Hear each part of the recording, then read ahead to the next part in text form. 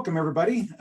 I'm Al Wagner, CEO of Wholesale Payroll, and with me today is David, and an MBA obviously in business, and somebody that I have a great deal of respect for, who has helped tremendously a variety of businesses, that some of which I do know, some of which I don't. And I've asked him to record this video with me specifically to help gain some clarity, put a little light on the landscape, if you will, of who and what wholesale payroll is, what it's about, what we're doing, why we're doing it, and all those kind of good questions. And in our green room, just before we hit record, David had some really good questions for me.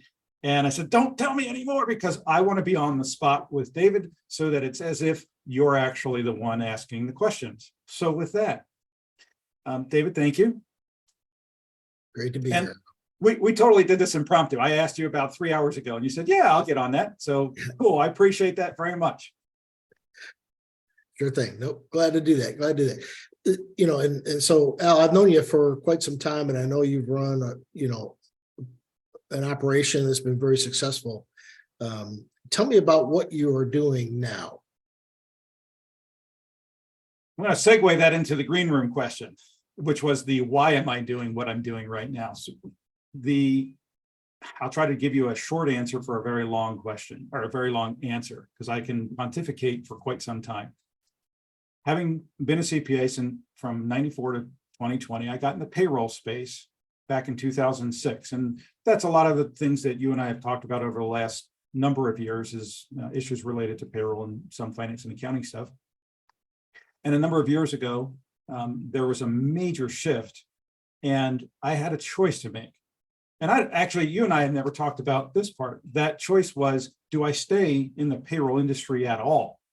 And because I was forced to have to make a very critical decision, the software that I was using was, at that time, was going to be decommissioned. And I had a very vague time frame for when this was going to happen.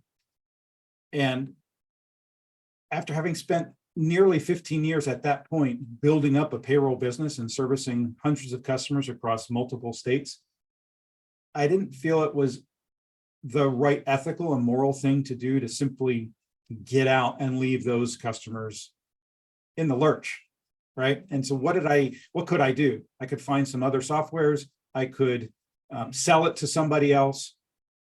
As I said, I could get out, or the option that we chose, build our own. And I'm not a techie computer guy, right? I don't know how to code. Mm-hmm. So it was a very daunting decision to make. And with our CEO, Jessica Clark, we decided we need to do this. We need to solve problems that I faced for the last 15, 16, 17 years in the payroll space as a practitioner, mm-hmm. because no one was answering that call. Lots of practitioners that I've talked to over the years, we're all facing the same challenges. So I said, okay, with Jessica, we approached a few people, our CFO, Jim Murray, our CTO, Kevin Ferentz, our VP of Digital, Garrett McLeod, and a few other folks as well. And were they capable, willing, and wanting to be a part of something, in this case, a payroll software company, to come up with a product that worked for the practitioner. And if it worked for the practitioner, it meant it worked for the employers. Mm-hmm. Does that answer that question? Yes. No, that's interesting. It's both the what and the why right there. Yeah, no, that's interesting. Because that still exists. Those problems still exist today. And even with my experience, I think I've had experience with 3, coming up on 4. And it's a challenge. It's very. So what challenges? I'm going to do a little give and take on this one. Good. With you, David. Well, what kind of challenges have you faced as a practitioner? You're a private practitioner, right?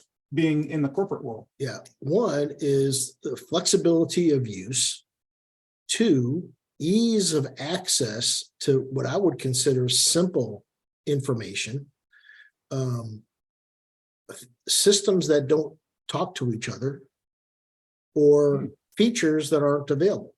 One simple thing was, a lot of companies force you into using their system. So they design ways to force you to purchase another add-on. You might already have a method of capturing, let's say, timesheet data or hours or something like that. Well, they don't allow you to upload that data into their system, but you can buy their added feature. So, it's for the purposes of selling and not really for the purpose of integrating with the company that they're being of service to, or complicated ways of getting access to information or even limited information. When you want to write reports or pull down information or what have you, many times, it's not a relational database type thing where you can pick and choose all the different features. Many times you'd have to go to one area of reporting, say, for example, HR data, and you can get the HR data there, and then you can get the time data there, or you can get the money data there. And then you would be forced to have to figure out how am I going to merge all this stuff together to create the report that I want. To me, those are two huge operational things because, labor cost in many service industries, especially, is the largest component of cost, for that organization. And, you have to have good, inventive, creative ways of being able to get access to it or measure efficiencies or, put their operational information together with their payroll information. So, yeah, those are problems. And they're not solved by the majority of providers today. Would you agree with that? Absolutely. So as a practitioner who's been in the space a long time, I have clients that have asked for that exact type of flexibility and integration in what we were providing. And even then, well, I'm fairly limited because it's not our software. We're leveraging somebody else's. And while we can ask for all that kind of additional, features, tools and features, if it's not on their roadmap to provide, or more important, if it's not in their business model, and to your point earlier, that it's all about additional sales, creating more revenue streams and things like that. I'm actually it was quite surprising for me to hear you say that, because typically I don't hear that coming from what I'll call the end user, right? I hear it from a lot of practitioners, but I don't really, in all my years, I can't say is that you're in a quasi role, right? Because you're as a financial guy and an accountant, a bookkeeper, and a financial consultant, and a controller, and a CFO, and you've run the gamut of all of those things and have a really wide breadth of experience in all these things. So that was, you hit on some things there that, as a practitioner, how do we solve those things? And without being really overly technical and detailed within the wholesale payroll platform, we're in a position to answer that call. And that, for me, is one of the more exciting things about being on the software side. It's really interesting in terms of when a request like this comes in, how do you field that request? How do you put that on a roadmap? Is it important to more than just you? Now, I personally know for sure that it is, but for somebody who doesn't really maybe know the payroll space or thinks it's really mature, which it is, right? Payroll's been around for decades, software, and lots of competitors in the space. Why in the world would we want to tackle this? And it's for exactly the things that you just mentioned. Perfect. Creating something that's easy to use, something that has the power and flexibility. And so what I'm going to share, I want to see if this makes sense to you. Well, let me interrupt you, and I'm going to throw another ball there to you. And aside from all those things that I was complaining about before, on top of that, they'll say, well, send us an email or leave us a message, and we hope we get back with you. And the other thing that I would like is for somebody to actually understand what I'm asking for.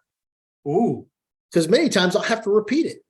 And they just won't comprehend the concept of what we're trying to achieve. So What do you attribute that to? people that don't have the experience or the knowledge, or maybe not even the interest or concern to even solve or evaluate the problem, you know? That's super, super interesting to hear. And Sir. so that I make sure that I'm comprehending what you're talking about, I'm going to restate it in a different way and see if I'm on the same page. Would it be fair then to conclude the folks that you end up talking to with the providers that you have had in the past at their, I'll call tier 1, tier 2 levels of support, Yes. are inexperienced, Yes. undertrained, Yes. and constantly revolving? Yes. Yes. And the culmination of that results in an inability to actually communicate with the company that is being leveraged to even ask the request to get that support functionality out of them. Forget the actual tools functionality, just the support functionality. Correct. Have I restated that? Exactly. I'll give you Okay. the pass. I'll give the company the pass on the fact that you don't have this feature available, but don't put me off to 2 or 3 or 4 people making me call back again and again and again to help compensate for the lack of integration that this company has with our operations. I want to take a minute to ask another or restate something else that you've mentioned a couple times. Integrations. In your experience, do you believe it would be fair to say the lack of that ability or willingness to integrate could be as a result of legacy systems that are decades old? Legacy or companies purchasing other systems and trying to force them into their system because somebody made a deal, but they really didn't vet it out to make sure it was actually going to work for them. Very interesting. So we have company purchases, there'd be technology changes. Yep. And the merger of all of those things together doesn't always work, does it? No. Would it, in your financial experience, would it be fair to say, and we're taking a really interesting approach to this. This is why these kinds of conversations are so cool.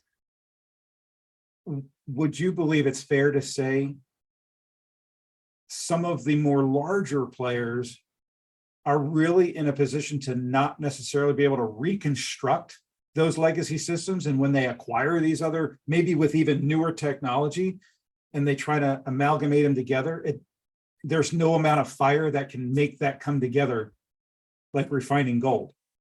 Yeah, I think that's possible. And my impression, my guess is the company itself doesn't really see the value of the request. And many times I think it's the company themselves not really understanding the magnitude of what they're missing out on by not having that information. And so my thought is, well, here I am, I'm a simple guy, running a company, trying to be as efficient as possible. And if you don't have it, take it as an idea and see about, I'm sure I'm not the only one that's having this problem. And take that concept and see if you can deploy it to other companies and make it a marketable opportunity for you. But, because they're so big, they're so large, and the people that I'm dealing with typically don't have the entrepreneurial spirit to consider that as a concept, it kind of dies. So no suggestion box really that has any end result that you can, at least that you can see, touch, or feel. Right. Interesting. On a total side note, because it's wholesale payroll when we took this out into the public last year. Now, not the product for actual live processing, the concept and some of what we were doing, and we took it out into the professional space. We decided to come up with what we call the Client Advisory Council. Now, I know other companies do this kind of, what do you call it? Feedback groups and things like that. In our case, we have a roadmap of tools, features, and functions that we believe are critical. And the reason we believe they're critical, and this is, I had an idea, it came in, left, and now came back. Would you believe it's fair to say that the companies that you have been dealing with, not the employers, but the software company, the payroll software providers, have they lost touch with both the professional and the employer insofar as they don't remember what got them there and they don't have boots on the ground using their own product? Correct. You feel that that's pretty fair to say? It's extremely fair to say. As a matter of fact, that's a very conservative statement. Make it aggressive. What would you say? Yeah, they're out of touch. They're really out of touch. Nothing stays the same. Nothing Fair is the same, except for maybe accounting, debits and credits. What started with the Greeks, they've always been there. That's probably not going anywhere. But how businesses are challenged, how they're evolving, the efficiencies that they need in dollars and productivity. And again, going back towards the most significant cost of many businesses is with time and labor and productivity. And payroll is the source of where all that information is recorded. I think they would benefit themselves if they had options like that, where they're actually taking all the complaints that come in, or even polling. Sit down with some of your customers, some of your major customers, some customers from different from different industries, to say, well, how are you really using it? Show us what you do every day. What else do you have to do? What else do you have to do in order to get the information you need to effectively manage your business? Yeah. So do that one, and then actually take that information, package it, and sell it to the next guy, because he's probably not the only one that needs it. What did you just say? And bugger. I got to get my notepad down, David, and I got to write that, because this conversation is going to go in all kinds of directions. I can see that already. You had said, shoot, I'm going to forget what that was already. No, I'm going to tell you, because it's actually expanding upon the things that you're developing. One, you're a small company. People can get in touch with you. People can get in touch with people that are in leadership in your organization. You're not going to leave the success of your company to chance on a sales rep.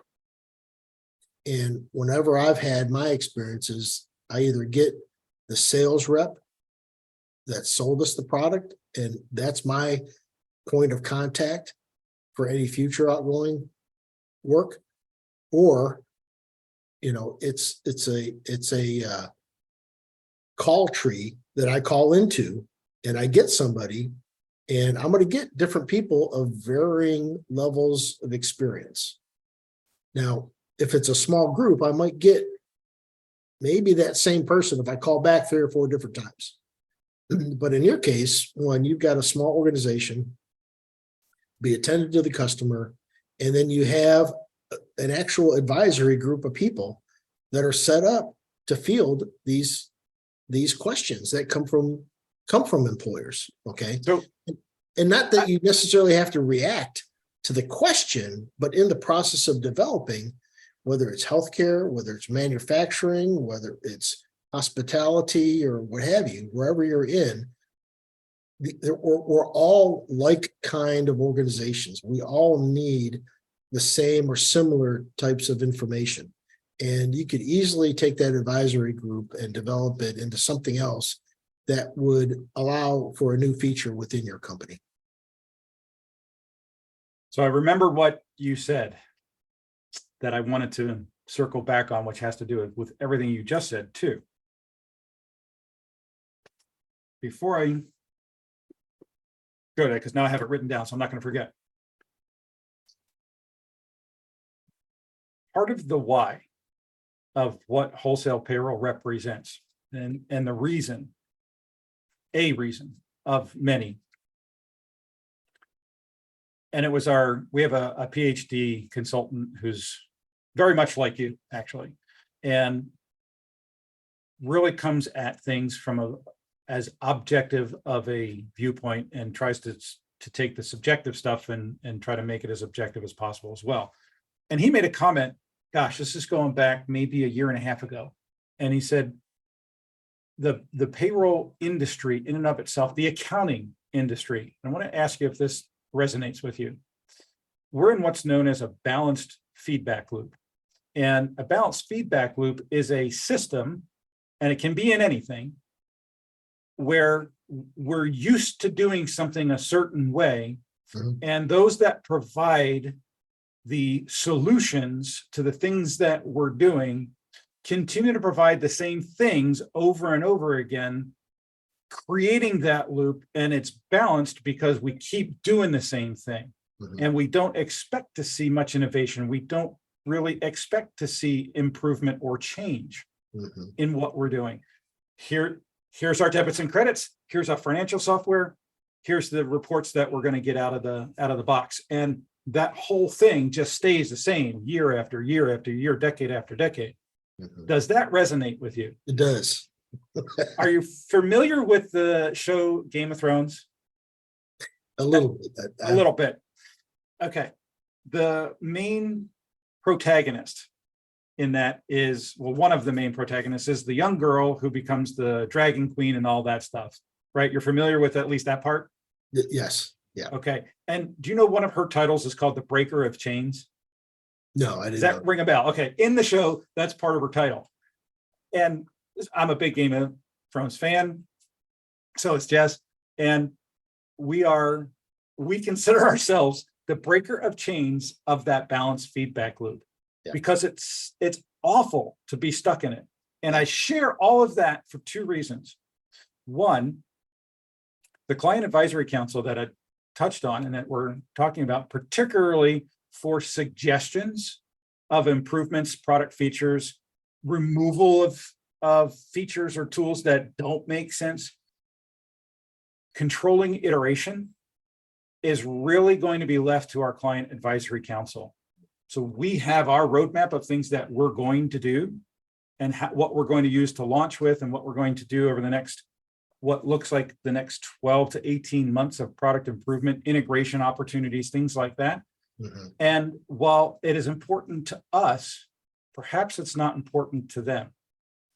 So that council has, on a monthly basis, the ability to see our roadmaps and to tell us, oh no, this one's more important than that one. And by the number of suggestions that come in, those suggestions, guess who those get routed to? The Client Advisory Council. Good. They're the boots on the ground. These are the folks. This is where I think innovation really comes in key, and because of something else you said, which is I want to circle back around to that, because I do it all the time with software. How do we hack it to get the answer? What's our workaround? Because it's not doing what I want it to do. How can I make it do what we want it to do? And our CTO, Kevin, his approach is, if somebody has to do that, we should be providing it. Plain and simple. They shouldn't have to do any kind of workaround to get the product to do what it's intended to do. And if we've just missed the mark, we need to fix it. We need to improve upon it. We need to add to it, or maybe take something away because it's interfering. Whatever the case is, right? It's taking that. What do you do on an everyday basis? And that kind of goes back for me, like, why are we here? It's because the folks that I've dealt with, or the softwares and the companies that I've had to interact with, they don't do exactly what you're talking about, or rather they do exactly what you're talking about, and they don't do what it is that we need. We don't have the ability to say, hey guys, I'm having to do this workaround in order to get this. And or I love this one. I know it works on this company employer that I'm working on, but I can't get it to work on this one. Why is that? And you get no answer. Mhm. Right? They don't know why it's not working, or they don't understand why it is working. Sure. Yeah, oh my goodness, are you kidding me? This is ridiculous. Sure. And Well, let me ask you this: is the information coming to the client advisory council, is it passive or active? it's real time. It's real time. I understand that, but I know people, and this goes back to your breaking the chain moniker. You know, people will only ask you things if they know how to ask, Ooh, good point. right? And many times, because we get into these habits, and CEOs only know what to receive because they've received it in the past. Is there an opportunity to make it an active group through surveys, sit downs, Oh, I think you're going to like my answer to this. focus groups, you know? Yes. Some way There's the term. That was the term I was looking for earlier. Focus groups. Yeah, thank you. But some way to get actively involved with people like me. Yeah. That soup to nuts, from 30,000 foot to, ground level, understand what's needed in order to get the information that I need to run more efficiently. Our solution to that request is we have 36 members inside the Client Advisory Council. So it's not like it's a small group. That's a fairly sizable group. It is. And I asked them several months ago, in fact, it was January. I said, when the product launches and you guys have time to really digest it, get neck deep in it all, and have some time with it, and we do these every month. It's the third Tuesday of every month. What do you think about broadcasting those meetings live? And we'll have somebody from our side. Now they're subscriber led. So we actually have 3 of those 36 run the meeting. It's not something that we participate on from the company perspective, but it is a subscriber group that is our interface, right? So what do you think about if we were to broadcast that live on YouTube or Facebook or all of them, and we monitor those sites, and anybody can participate? They can watch that thing live and interact live to say, oh, great suggestion. Oh no, that one's awful. Or, hey, have you guys thought about this? And monitor that kind of level of communication, right? Because it's a really challenging problem to try to solve, of when you have thousands of people and they all have different needs, wants, and desires. How do you accommodate all of them? The answer is you can't. We'll never be able to get everything. But if there are enough people that participate in that kind of feedback, where they can see what's being discussed, they can then vote on it in a poll. Hey, what do you think about us doing it this thing first, or that thing first? Or even going down the path of offering something, whatever it might be, and allow that audience that active participation. That's good. And that group, hands down, they thought it was awesome. Yeah. Awesome. They're like, yep, we don't mind. We will do that. We would be happy to do that. That's good. And just to create that level of accountability, not just for that group, for us, and for the paid and ultimate user. So I want to take just a minute and clarify something in terms of what we do as a company, and kind of that feedback loop and why we're different. And one of the things that we're different about as a practitioner dealing with these companies. And the 3 biggest players in the space today are ADP. They're number one. If you would believe it, Intuit has come into the second position for as Really? of either 21 or it was either 20 or 21. They edged out Paychex. Really? Wow. Those are the three biggest players in the space. And Paychex and ADP, interestingly enough, will deal at an enterprise level where Intuit does not. Right? They have a finite limit of employees that they'll allow any individual company to have in their payroll platform. And yet they're in the second position with almost 11% market share. You know, I think that speaks to the volume and the opportunity that exists in this population that need that kind of help. Well, I think you're exactly right with that, because otherwise, what would be the point of even getting it? Because to spend this kind of time, money, and energy to create a product that is a super complex, engineered, architected, and deployed, implemented, all these fun and wonderful words. It would be crazy to just do it for ourselves, right? So volume is critical. And to your point, right, there's about 7.9 million small, medium-sized businesses in the United States. So plenty of opportunity. Yeah. And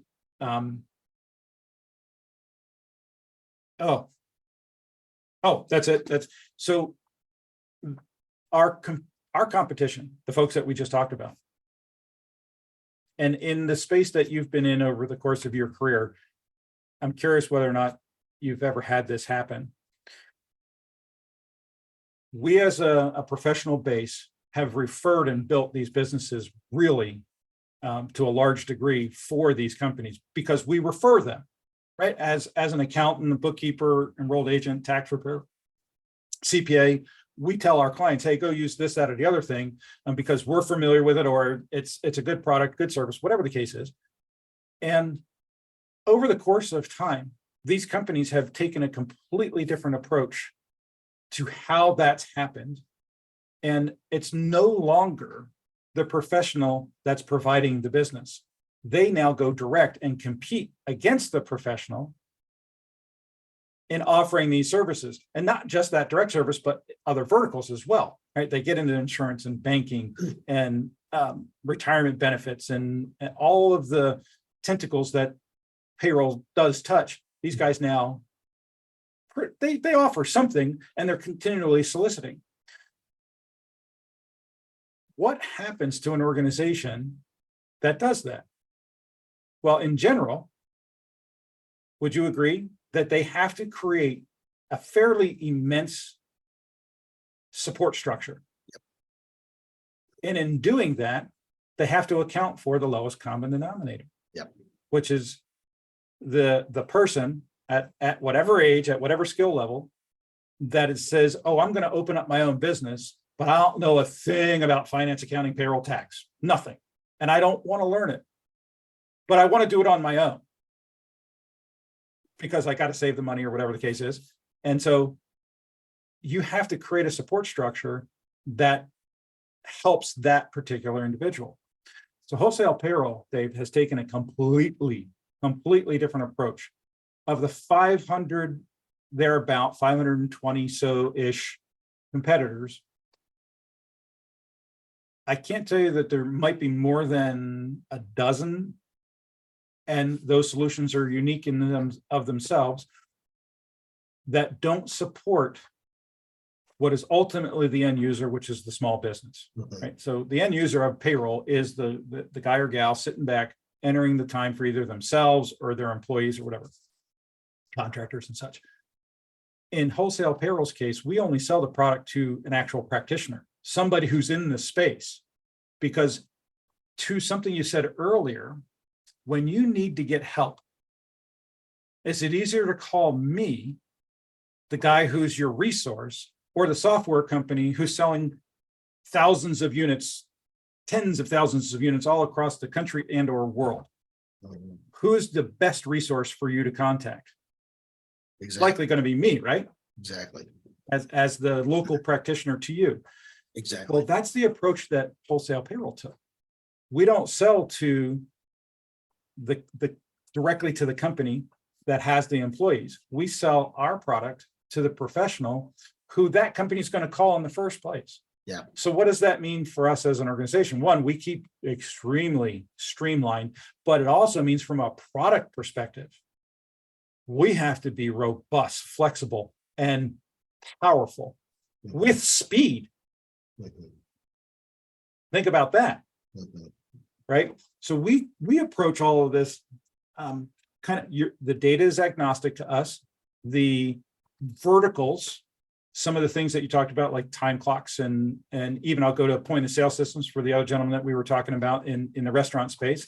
We're agnostic towards all of that. So we have to be open to allowing that information to come in and consume it in such a way that you can leverage and use it. Sure. That is a completely different dynamic and approach to solving the payroll industry challenges that you face, I face, Yeah. our customers face. How's that resonate with you and what I'm saying? Good. But I'm curious. I want to kind of back it up a little bit. Sure. And ask you a little bit about your vision. I mean, obviously you know a lot about what's going on, where it's at, things like that. But through this experience, how would you articulate your vision? Not too many people ask me that question. I think it's probably one of the most important questions to understand out of any company, right? Small, medium, or large. The vision of wholesale payroll. Well, first off, it really is the product in and of itself, the company in and of itself, was something I came up with about 11 years ago. And it's taken this long in order to actually get the right team in place to be able to provide a solution or an answer to the vision. And that vision is to enable the professionals in the United States. We're a US-based company and we only service the United States. To provide for the guys and gals like me a tool that will help those individuals grow, scale, and profit. That's the vision. Okay. And on a side note, I really like to see the space turn into what it was always meant to be, which is a professional service that employers can rely upon with their chosen professional and not be handed off because that's the business model that somebody else has decided upon that both parties have to contend with. Versus understanding that our vision is as we are a tool in the toolbox, and that's all that we should ever be. We should be the best tool, the most reliable tool, the most versatile tool that you can leverage for providing that service. Sure. And yet that's all we should ever be. Sure. Does that really answer kind of where that vision is? Yep. And we have currently no desire to leave the United States and provide services in other countries. There's enough to do in this country. And there are enough people that need our help here than worry about what's abroad. Sure. So what's the value proposition to those folks that you're trying to service in your vision? I would say the primary value proposition for wholesale payroll, Dave, is that we enable the payroll professional the ability to run their business how they deem fit with a cost structure that allows them to scale and make more money as they want to grow, as they do grow, if they want to grow. Yeah. Okay. That sounds good. Scalability and profitability. Yep. So let's talk a little bit about the market. I mean, I know you mentioned, the three big players, but how much are employers spending on an annual basis for services like this? Yeah, the revenue right now, I can tell you that is about 60 billion as of 2021. $60 billion. That's a lot of ling. And Dave, so it's an interesting question because the market is divided into two camps. those that do it themselves and those that outsource it. Mhm. And so when we look at that, it's about 40-ish% that outsource that work. 60% of small, medium business still do it themselves. No Now they're kidding. leveraging something, right? They are still paying for a product somewhere Right. along the line. Right. And the primary motivation for a person who's doing it themselves is the perception of a cost savings. And so what we're seeing as a trend in the space is eliminating the middleman, the professional, and going to a direct model of a per employee or cost, where those big players now don't provide a wholesale, that's why we chose our name, a wholesale model to the professional actually compete in that space. For 15 years, the product that I leveraged, by example, sold direct, but because of the wholesale price that I was receiving at scale, I could sell that same product underneath their price. Now, that was also part of their business model. That was part of the intent, but we're seeing that get wiped out. Let's back up a sec. So we talked about the big three players. Yep. And you're saying that the market total right now is 60 billion. The Yes. top three are, what'd you say, ADP, Paychecks, and yeah, ADP, Intuit, and or QuickBooks and Paychecks. Paychecks, okay. And that's with only 40% of the employer market outsourcing their. Well, the breakdown doesn't exist that I've found that talks about what the 60% use. They're using something. Okay. Right. They're just not going to a payroll provider like their local CPA.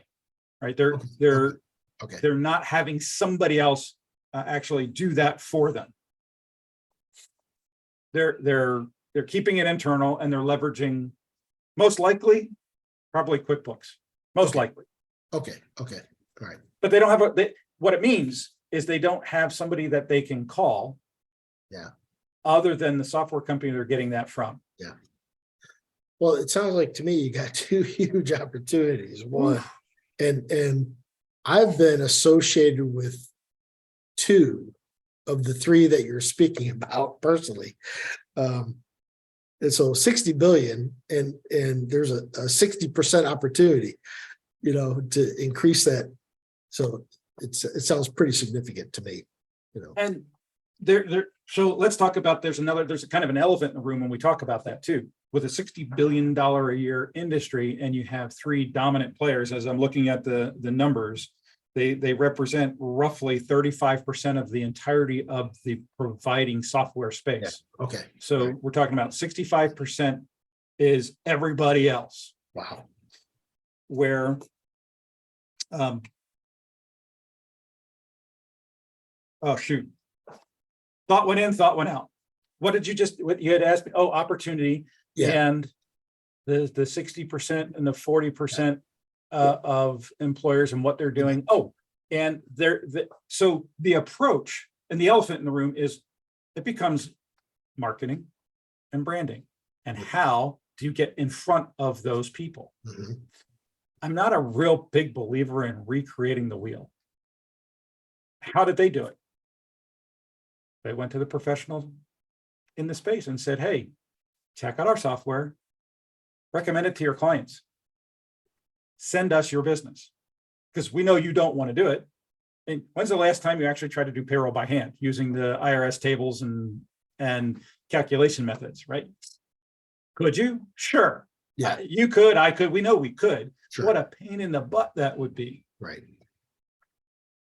One of the biggest challenges that we do face as a company is competing with three huge market players.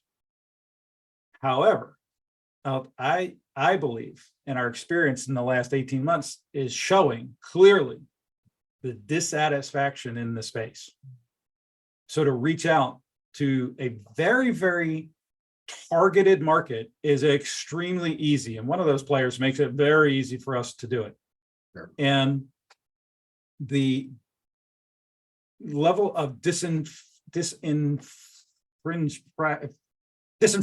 there's the word, yeah, I'll get it out, where I know as a user of that particular product, if there was something that I could go to that made sense, I'd be off it in a heartbeat.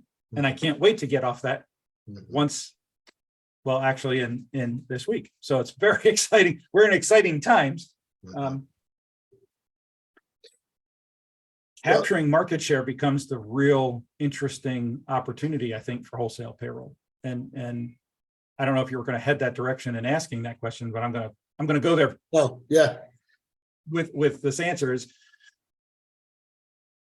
we can attempt to put a huge sales staff out there like our competitors have done and try to snipe each of these small employers. That's a lot of time and energy. And obviously that costs a lot of money versus using a shotgun approach where I can go to a CPA, a bookkeeper, an enrolled agent, somebody that's already in the space and say, gang, we only sell this to you.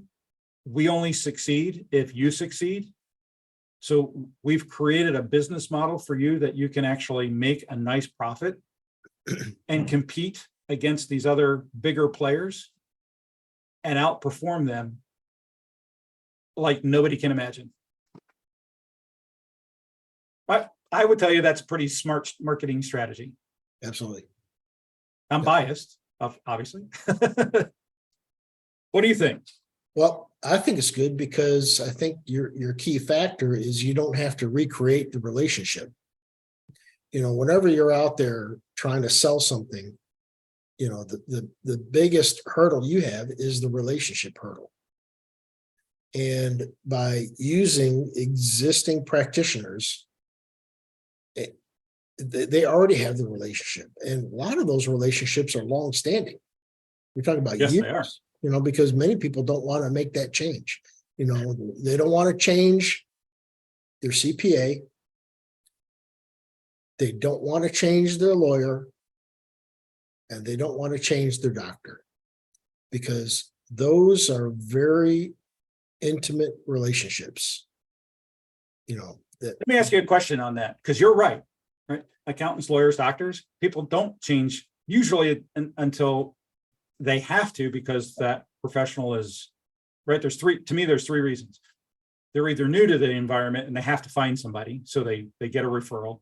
Yep. They have a relationship and it's become too painful to bear, so they're looking, or that professional is no longer in the space and they're forced to go do it. Correct. Right. Very few people go, oh, I'm looking for an opportunity. Let me go find this other thing because I'm so happy with what I have. I'll go look for something happier. Right. In those environments, it doesn't really happen. Agreed? Yeah, okay. Exactly.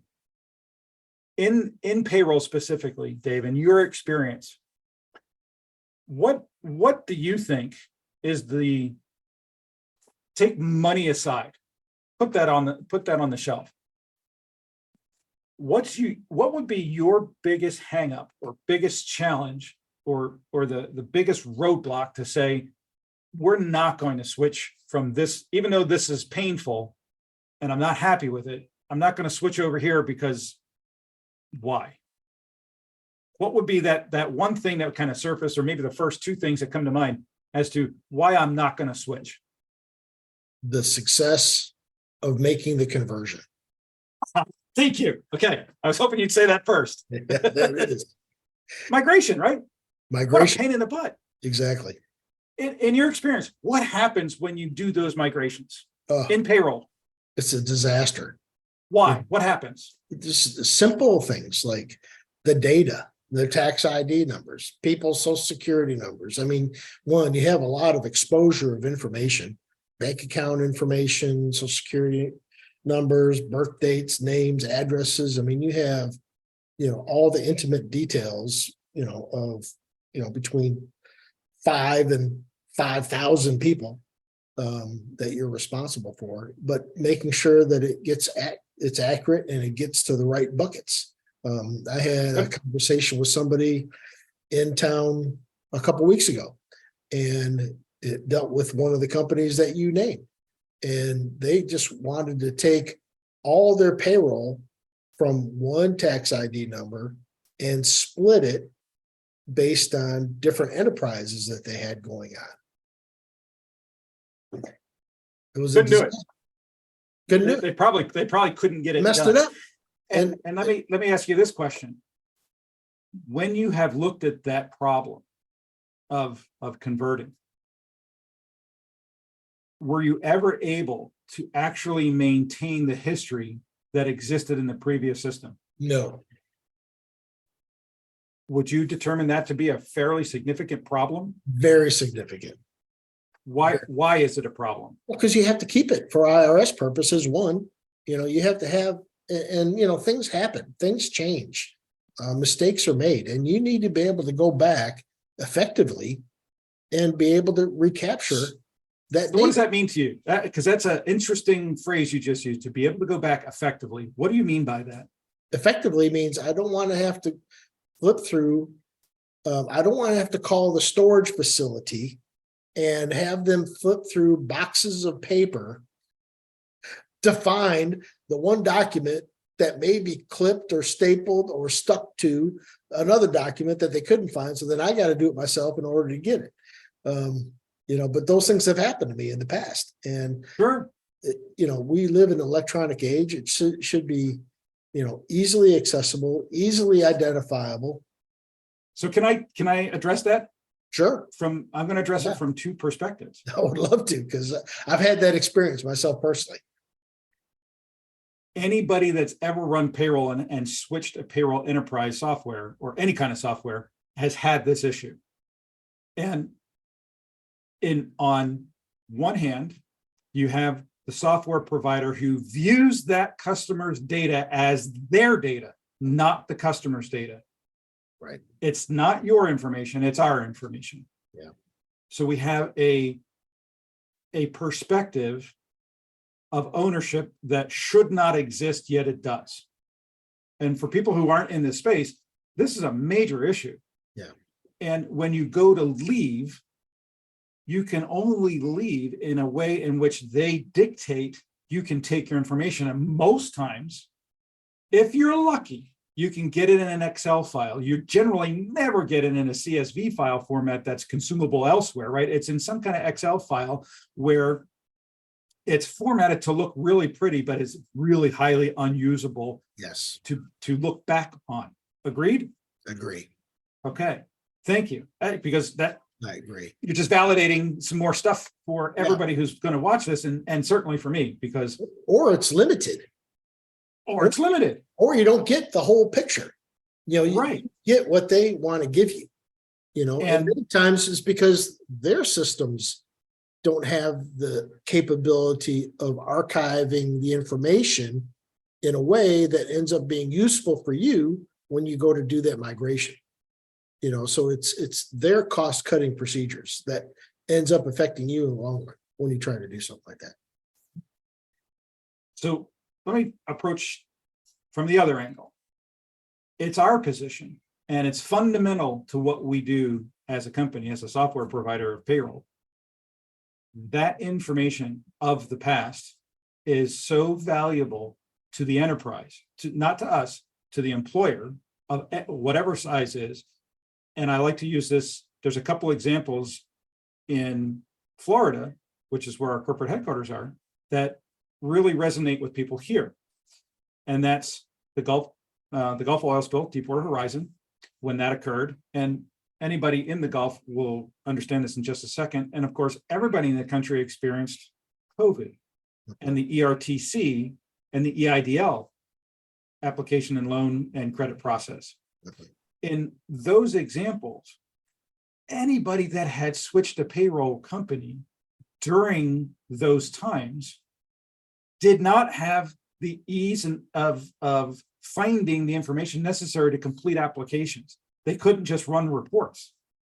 And if you're in a loan process or you're doing some kind of financial audit or anything that would necessitate the need of longer term of information so that you could run your reports, do your operational evaluations and things like that, you switch a payroll company, it's not there anymore. If Yeah. you don't have it really well documented inside your financial software, whatever that is, and you rely on the software of the payroll provider, oh my gosh, you just don't have it. It's non-existent. Try to go back to these companies that I've mentioned and some other ones too, after 3 to 6 months that you've left them. They're not helping you, period. They don't care. Absolutely. And try to get a W-2 from the previous year or 2 or 3 years ago. They forget it. They Yep. won't do it. We've solved this problem in a very modern, very techy, very comprehensive solution. There is a problem that exists in doing what we have done, and it's taken a lot of time in engineering and solution solving to do. And that is, imagine that you're coming out of one of those three that we mentioned, and you're going into a new platform. How do you tell that new platform all of the taxes and the calculations that were done by the previous platform in today's current terms? You have to rewind the clock, go back to that date and time, and process running it forward. Well, that's resources and logic and engineering to do that. That's what we've done. Mhm. We've taken modern processes and we will go into another provider's platform and scrape out all of that information. We will get all of that information one way or another. We will get it so that companies that are on our platform coming from somewhere else don't lose any of that history. Mhm. There is continuity to what they have at their own fingertips and disposal with all of the new features and functions and tools that we make available. So the challenge to migration, that challenge, the very first thing you thought of, if you had a company of one of the ones that you and I have talked about more recently, I want to say was like 150 or 250. Yeah, 250. 250. Imagine that we could have that migrated inside of 2 days with all that history. It would be amazing. And we're not talking only just 250, but we're talking multi-state. Yeah. So 250 people across 12 states. And from a data perspective, what do you have? Names, addresses, all the PII, right? The socials in the bank. Then you have their earnings and the tax and deductions, and maybe some contributions of health insurance or retirements, or maybe some garnish, whatever that is. Yep. All you're doing is talking about data points, right? Yep. And so you've got to have the mechanism that can say, oh, here it is in this system. Let's interpret that. Let's restructure it and let's drop it into ours. Yeah. So that you as the user can now use this from here over here. And while it may have a little bit of a different look, because of course it's a different UI experience, it's a different interface, the data is there. And then think about this. If you're with a company that says, we need to earn your business every month, it's not our data, it's your data. And with a click of a button, you can get everything back out in a CSV style format, or even perhaps what's known as a JSON API file that another platform can take and use. And if it was that easy to do, which it is, we better be on our toes to make sure we're keeping Dave happy. Yep, exactly. So the difference of, I think, going back to some of the value proposition points, is it's the professional's book of business. It's your book of business. It's not our book of business. Yeah. Everybody constitutes our book of business, but because we rely upon those professionals and servicing them in such a way as to eliminate a migration challenge, to eliminate profitability, to eliminate the competition coming from the people who we have insider information, right? We know more about what's going on than the individual practitioner, because we see, to eliminate that kind of competition and to say, we're here to help you grow to the size and scale that you want to get to, whatever that is. Whatever it is. Do you just want it as a sideline hobby business? Great. Is it just an adjunct to doing books and taxes? Great. Do you want to make it something that's a major profit center? Great. We can show you how to do all those things by leveraging what we have. So it's pretty cool. That's good. What makes your idea viable?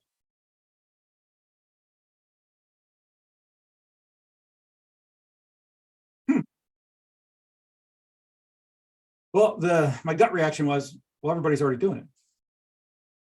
So it's the idea in and of itself isn't new.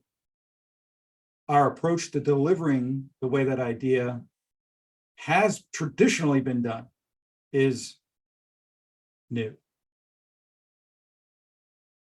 And that's what makes it viable, at least in my opinion. And the 36 of our client advisory council would agree with that. Some of the folks that we've recently talked to would also agree with that in terms of some of the things that we've talked about. The professional being ultimately the person who builds all of this for anybody in the space, because if the professional doesn't like it, their clients ain't going to use it. By providing that person, that individual, with an ability to earn a living, to leave a legacy for their own family, to grow a business that can withstand generations. Who else is doing that for these people? Mm-hmm. Nobody was doing it for me, Dave. Not a single soul. Right. And I went, somebody needs to do this. Yeah. Well, it's going to be us. Yeah. What, I mean, does that actually answer the question? It does. It Okay. does. Have you test marketed this at all yet? In terms of a list of known payroll professionals, we've called over 7,000 in the last 15 months, primarily between February and January, February of 22 and January of this year. Okay. 23. Most of those calls were made then. And I don't know what kind of statistics you know about cold calling campaigns, and particularly marketing or branding or sales kind of campaigns. They generally have some pretty low numbers. Yeah. We have experience and continue. We've reinitiated this campaign, and we just did that Thursday of last week. Of the folks that, and we're dealing with a very niche market. Yeah. What we discovered is more than 20% of those that we called, then we physically spoke to. I'm not talking about hangups, or I'm not talking about bad phone numbers or voicemails. Of the folks that more than 20%, was closer to 30%, were ready to make a switch. Wow. They were so dissatisfied with what is in the market today. Yeah. That they were open to hearing. Now, we used college kids. That was another part of our process. To make the phone calls? To make the phone calls. These are kids that don't have any experience in business, typically, right? I mean, the ones that we had didn't.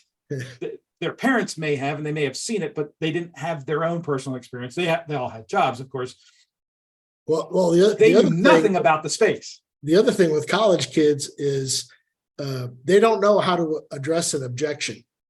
So if you're already getting 20%, I know that's got to be a good number, because college kids, okay, well, thank you very much, and they'll just hang up.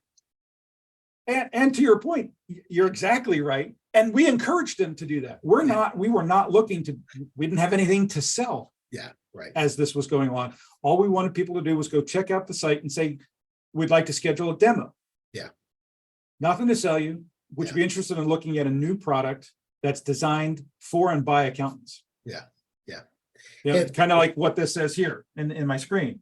It's built just for people like me. Right. Yeah. Right. So it was the kickoff, the restart of that approach, that marketing and branding approach. The numbers have gotten higher, that people are just that ready. So one of our major competitors has increased costs by over 200%. They have.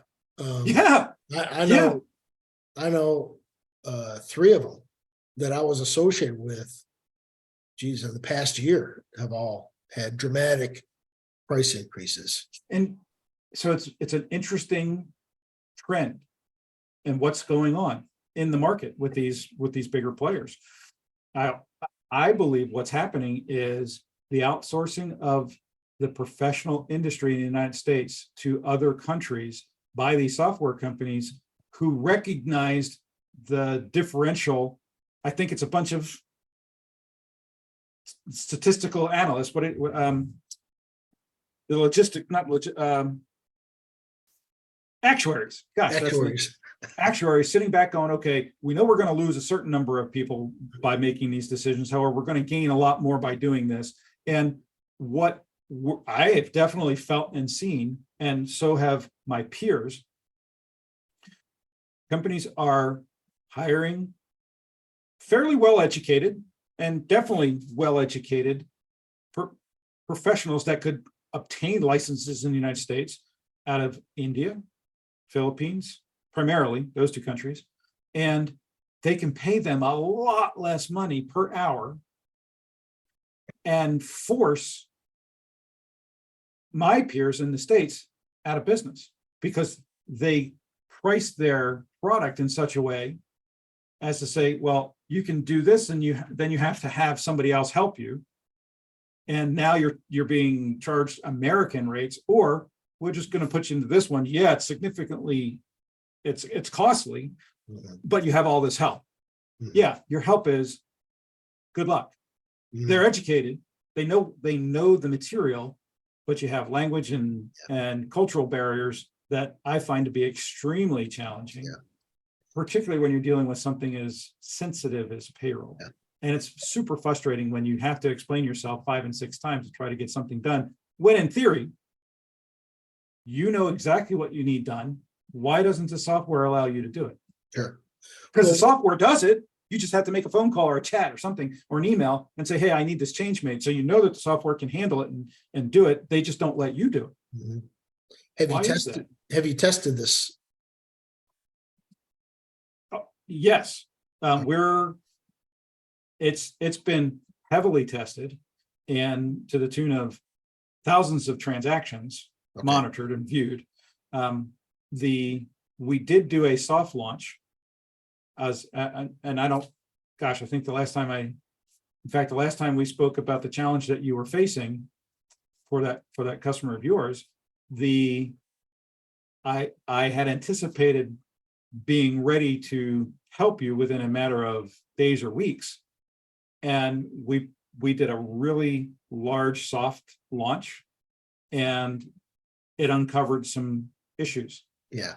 We either could try to solve those as we went along and halted our development or slowed that development down, or we could put a halt to it and refocus, finish off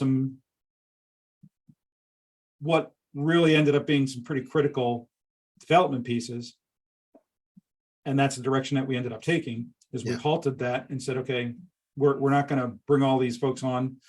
We've got over 1,000 employers to bring onto this platform when we give it the green light. And I hope to be giving that green light the end of this week. Oh, really? Okay. Yes. Right. Yes. And we have a very, very, very well thought out, planned out onboarding of who we currently have waiting in the wings, and then allowing the public at large to, from a professional standpoint, to come on the platform and get them migrated and onboarded and get rolling. That won't be until July 3rd. We're going to a conference at the end of June, and our focus is on helping all of our folks from last year, all of our client advisory and early access subscribers, to get all of their clients and customers onboarded and let them have time on the system for a few weeks, so we can make sure that we are in a position to allow anybody to become a subscriber and use the platform. Now, is the professional your only target market? Yes. Okay. Yep. Okay. So, and that professional, Dave, is very interesting because it can be a little bit fluid. Yep. So there are about 312 thousand in the United States. All right. That's according to IBIS World. Okay. And we have additional target markets that could resell this platform. And they don't necessarily have to be a payroll professional or an accountant or an enrolled agent. The challenge, so think about an insurance, somebody who's B2B and somebody who's in insurance selling commercial or D&O or liability, whatever. They could, in theory, start a payroll practice inside of their company, inside of their firm. They're not in that space. So what do they do to solve the question of one of their clients saying, hey, I got an issue, I need to know this, that, or the other when it comes to payroll? Are they really going to staff that? The answer is no. However, we have two solutions to that. They can either partner up with an existing subscriber, right, and do some kind of joint venture, or we have a ancillary sister company called Payroll Support, and we will provide the staff necessary to facilitate the processing for those particular clients. Mhm.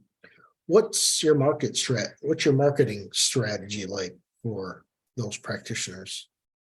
It's been so we have a new strategy that it's always been there, but we're actually going to be able to deploy it beginning next month.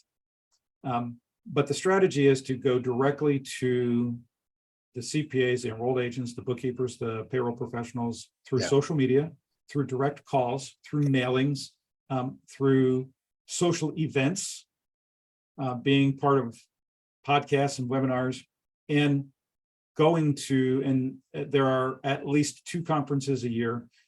This year, we haven't decided on the second conference. That's the HR Tech Conference that's in Vegas. We do support and go to what's called Scaling New Heights.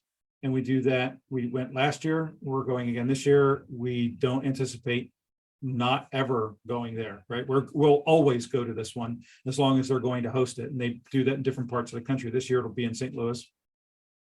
And it's our target market. They have anywhere from 1,000 to 1,200 attendees at this conference that are all in the space. They're bookkeepers and accountants, and majority of them do something with payroll. And so we have a captured audience. It's very niched. And in terms of more of the social outreach, our marketing strategy is these professionals are on LinkedIn. They're on social. We can find them. We can tell them, we can tell who they are. And so reaching out to them is a little grassroots. Specifically, what do you need the funds for? In our case, we wanted to allow our subscribers and their customers the opportunity to own a part of the payroll company that they're paying to have. That was the original intent. And imagine that you could own a piece of ADP or Paychex or Intuit at its very beginning. The secondary reason is kind of the meat on the bones.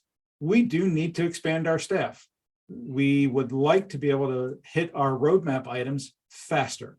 If we could fill out this crowdfunding offer at $1 million, we certainly could bring in the staff necessary.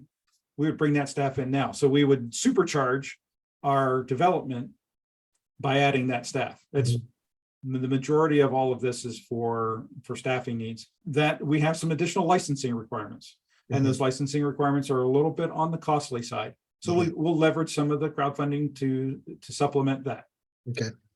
How much, and you can either, I mean, I'm not sure how specific you need to get in terms of this question, but how much have you put into the game so far?